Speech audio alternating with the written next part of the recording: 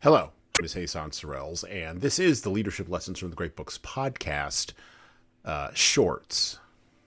There's no co-host on these shorts episodes.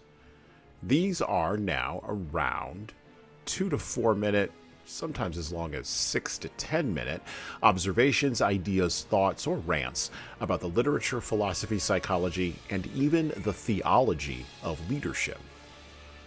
Because listening to me talk about leadership for now around 2 to 4 minutes is still better than reading and trying to understand yet another business book. Even that business book your coworker won't stop raving about because it quote-unquote changed their life, but you can't see any difference in their leadership behavior. So how good could that author be? So we're going to be continuing a trend today that has sort of been picking up in our latest shorts episodes. And this isn't going to be a happy-go-lucky analysis today.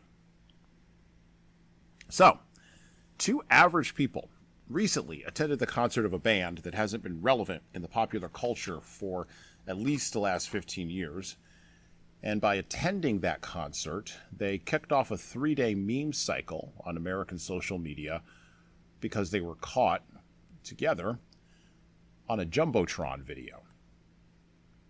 Not caught in flagrante delicto, not caught kissing or making out, not caught doing anything more intimate or even inappropriate other than not being with their respective spouses to whom they are, or at least were, married. What does this kickoff of the 3-day meme cycle indicate? Well, never let it be said that the secular, irreligious, or even people with a pagan morality can't engage in ethical/moral-based disciplining. It turns out that every Christian theologian, from the Apostle Paul to the recently deceased Pastor John MacArthur, was right.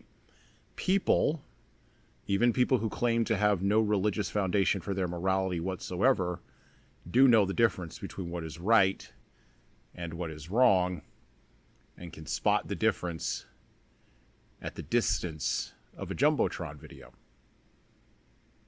The other thing that all this indicates is that the internet in general, and social media in particular, have now become such a ubiquitous presence in the social commons that average people, meaning those not seeking to quote-unquote build a personal brand or to quote-unquote become influencers, can now get caught up in the maw of the dragon. And sure, this has happened before on the internet, where people have been transformed into memes that long survived the initiating incident that birthed them, but this feels a little different. These two people were trying to have a romantic moment deep in an illicit relationship without either of their partners finding out, and were outed without their consent and without their intention. Which, of course, leads to the third point, which is more of a warning than anything else. All things that people seek to keep private, that are not sanctified, holy, or even virtuous, will be exposed to the light of the ravenous crowd of the internet on a long enough timeline. And such exposure will not come with forgiveness, mercy, or grace. It will come with ridicule, mercilessness, and, of course, ruthless judgment. We have already seen such pagan behavior in the public square before, and it will only continue, because a society lacking godly virtue, or lacking even an understanding of why such virtues are important in the first place, will engage in merciless ridicule and judgment and mockery in such a way that there will be little discernible difference between perdition in the afterlife and hell on earth now. So, think about that for a minute if you're a leader. And well, that's it for me. Thank you for listening to the Leadership Lessons from the Great Books podcast today.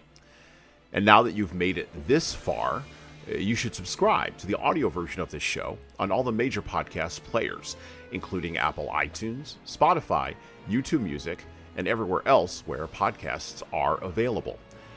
There's also a video version of our podcast on our YouTube channel. Like and subscribe to the video version of this podcast on the Leadership Toolbox channel on YouTube. Just search for Leadership Toolbox and hit the subscribe button there on YouTube. And while you're doing that, leave a 5-star review if you like what we're doing here on Apple, Spotify, and YouTube. Just go below the player and hit 5 stars. We need those reviews to grow, and it's the easiest way to help grow this show. And tell all your friends, of course, in leadership. By the way, if you don't like what we're doing here, well, you can always listen to another leadership show. There are several other good ones out there. At least that's what I've heard. All right. Well, that's it for me.